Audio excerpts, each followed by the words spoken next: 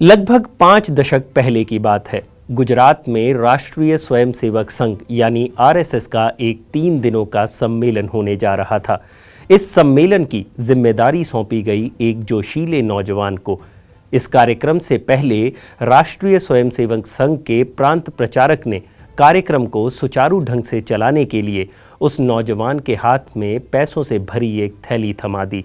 जब कार्यक्रम के कुछ दिन बाद उस नौजवान से पैसों का हिसाब मांगा गया तो उस युवक ने बिना देर किए पैसों से भरी वो थैली ज्यों की त्यों उनके हाथ में रख दी।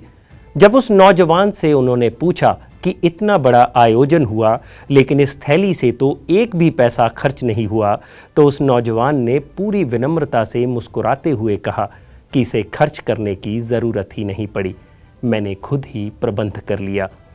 उस युवक का उत्तर सुन हर कोई हैरान था, क्योंकि अक्सर पद प्रतिष्ठा, मान सम्मान और पैसा देख किसी का भी ईमान डोल सकता है, लेकिन उस युवक की शालीनता ने उन प्रांत प्रचारक महोदय का मन छू लिया। अब आप सोच रहे होंगे कि हम ये घटना आपको क्यों सुना रहे हैं, क्योंकि 50 साल पहले की इस घटना में हम जिस नौजवान का जिक्र कर रहे हैं वो है हमारे देश के मौजूदा प्रधानमंत्री नरेंद्र मोदी। और इस किस्से में जिन आरएसएस प्रचारक का जिक्र हमने किया वो थे उनके गुरु लक्ष्मण राव इनामदार, जिन्हें वकील साहब कह के भी पुकारा जाता था। तो चलिए आज प्रधानमंत्री नरेंद्र मोदी के जन्मदिन पर सुनाते हैं आपको किस्सा प्रधानमंत्री के गुरु का, जिन्होंने देशभक्ति से लेकर राजनीति तक उनका मार्गदर्शन किया। नमस्कार, मेरा नाम है भूपेंद्र सोनी और आप देख रहे हैं अनकट।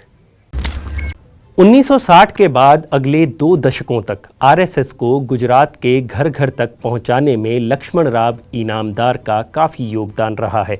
अपनी वकालत की पढ़ाई के चलते उन्हें वकील साहब भी कहा जाता था।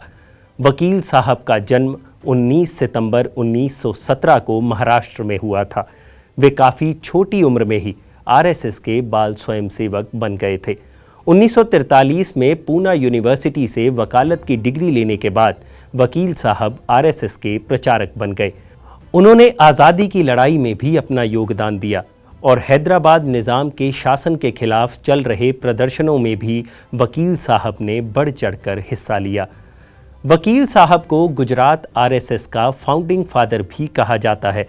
1952 में जब आरएसएस पर से बैन हटा तो वकील साहब के अथक प्रयासों से सिर्फ 3 से 4 सालों में ही गुजरात में आरएसएस की 150 शाखाएं चलने लगी थीं। नरेंद्र मोदी के बचपन की बात करें तो उन्होंने भी 8 साल की उम्र में ही वडनगर में आरएसएस की शाखा में जाना शुरू कर दिया था, और जो शाखा उस वक्त वहां चलाई जाती थी वो भी वकील साहब द्वारा ही शुरू की गई थी। यहीं पर बाल नरेंद्र ने उन्हें गुजराती भाषा में एक सभा को संबोधित करते हुए सुना और वो उनके वाक कौशल के मुरीद हो गए। फिर काफ़ी कम उम्र में नरेंद्र मोदी ने अपना परिवार छोड़ दिया, जिसके बाद मोदी पूर्ण रूप से आरएसएस में आ गए। बस यहीं पर साल 1967 में वे वकील साहब के सानिध्य में आए और उनके मार्गदर्शन में संगठन की सेवा करनी शुरू कर दी। बीच में कुछ समय के लिए मोदी वकील साहब से दूर हो गए, लेकिन साल 1974 में वकील साहब ने उन्हें फिर से अपने पास बुला लिया। उस वक्त तक नरेंद्र मोदी एक आम कार्यकर्ता की तरह ही संगठन का काम करते थे, फिर चाहे वो झाड़ू लगाना हो या फिर कार्यकर्ताओं के लिए सुबह का नाश्ता बनाना। यहाँ तक कि वकील साहब के कपड़े धोने की सेवा भी वही संभालते थे। पीएम मोदी की autobiography Narendra Modi the architect of modern state में इस घटना का जिक्र मिलता है, जिसमें नरेंद्र मोदी बताते हैं कि 1974 में नवनिर्माण आंदोलन के दौरान वकील साहब ने मुझे आरएसएस कार्यालय अहमदाबाद बुलाकर हेडगेवार भवन में रहने के लिए कहा। वहां उनके साथ करीब 12 से 15 लोग रहते थे। मेरी दिनचर्या लोगों के लिए चाय नाश्ता बनाने से शुरू होती थी। इसके बाद मैं पूरी बिल्डिंग के 8-9 कमरों की सफाई करता, अपने और वकील साहब के कपड़े भी धोता। ये काम पूरे 1 साल तक चला। इस दौरान संघ के अनेक नेताओं के साथ मेरी भेंट हुई। मोदी कहते हैं कि वो आज तक वकील साहब को नहीं भूल पाए हैं। नरेंद्र मोदी को दुनिया के सबसे अनुशासित नेताओं में गिना जाता है और जिस अनुशासन के लिए उनकी तारीफ होती है वो भी उन्होंने वकील साहब से ही सीखा और वकील साहब के ही सानिध्य में उन्होंने लोगों से मेल जोल के तौर तरीके सीखे। लेकिन विडंबना ये रही कि ये साथ काफ़ी लंबा ना चल सका।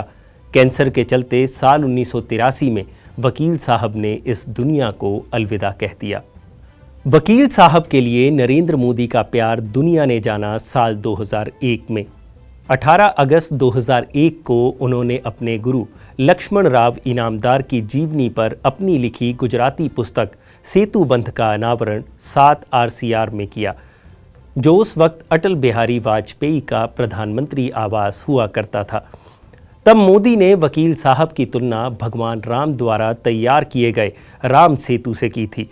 उस वक्त तत्कालीन प्रधानमंत्री अटल बिहारी वाजपेयी ने भी लोक भलाई के लिए वकील साहब के किए कामों की तारीफ की और खुद को पहला ऐसा RSS प्रचारक बताया था जो प्रचारक से देश का प्रधानमंत्री बना। तब मोदी भाजपा के नेशनल जनरल सेक्रेटरी हुआ करते थे। इसके कुछ ही दिन बाद 7 अक्टूबर 2001 को मोदी ने पहली बार गुजरात के मुख्यमंत्री के रूप में शपथ ली थी। फिर साल 2008 में प्रधानमंत्री नरेंद्र मोदी ने एक और किताब ज्योतिपुंज लिखी। ये किताब उन 16 लोगों पर आधारित थी जिन्होंने गुमनाम रहकर राष्ट्रीय स्वयंसेवक संघ का काम किया और संघ को आगे बढ़ाया।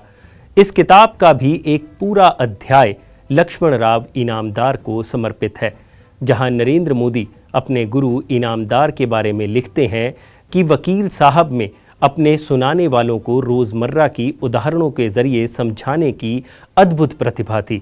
मोदी बताते हैं कि कैसे उन्होंने एक RSS कार्यकर्ता के ना चाहते हुए भी उसे एक काम करने के लिए मना लिया था।